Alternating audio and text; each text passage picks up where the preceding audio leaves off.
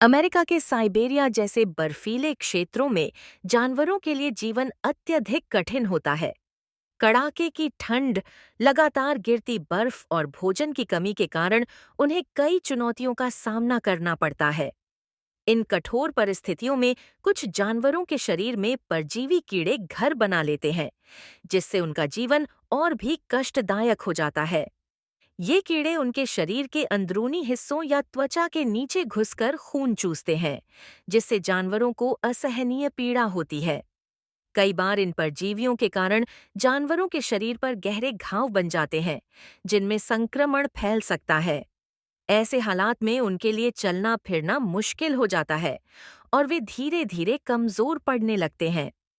इस समस्या से निपटने के लिए एक विशेष रेस्क्यू टीम सक्रिय रहती है, जो जरूरतमंद जानवरों को बचाने का काम करती है। जब भी स्थानीय लोग या जंगल की निगरानी करने वाली टीमें किसी घायल या पीड़ित जानवर को देखती हैं, तो वे इस रेस्क्यू टीम को सूचना देते हैं। जानकारी मिलते ही यह टीम तुरंत तैयार होती है और अपने विशेष वाहनों की मदद से मौके पर पहुंचती है। बर्फीले इलाकों में यात्रा करना आसान नहीं होता। कई बार ये इलाके इतने दुर्गम होते हैं कि वहां तक पहुंचने के लिए सामान्य गाड़ियां काम नहीं करती।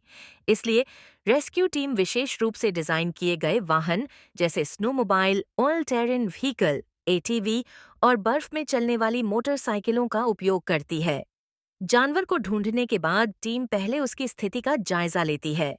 अगर वह अत्यधिक दर्द में होता है और हिलडुल भी नहीं पा रहा होता, तो टीम उसे सावधानीपूर्वक अपने वाहन में लादकर सुरक्षित स्थान पर ले जाती है। इस दौरान वे उसे गर्मी देने के लिए विशेष थर्मल कंबल का इस्तेमाल करते हैं ताकि ठंड से बचाया जा सके। जानवर को सुरक्षित स्थान पर ले जाने के बाद डॉक्टरों की एक टीम उसका इलाज शुरू करती है। सबसे पहले वे उसके शरीर से परजीवियों को हटाते हैं और घावों को साफ करके दवाइयां लगाते हैं।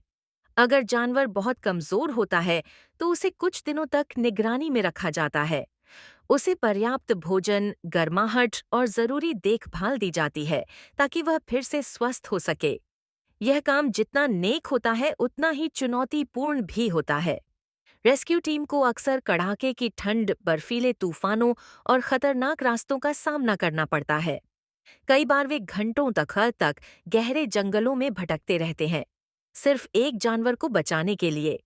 लेकिन उनकी मेहनत रंग लाती है जब एक घायल या पीड़ित जानवर फिर से स्वस्थ होकर अपने प्राकृतिक आवास में लौटता है।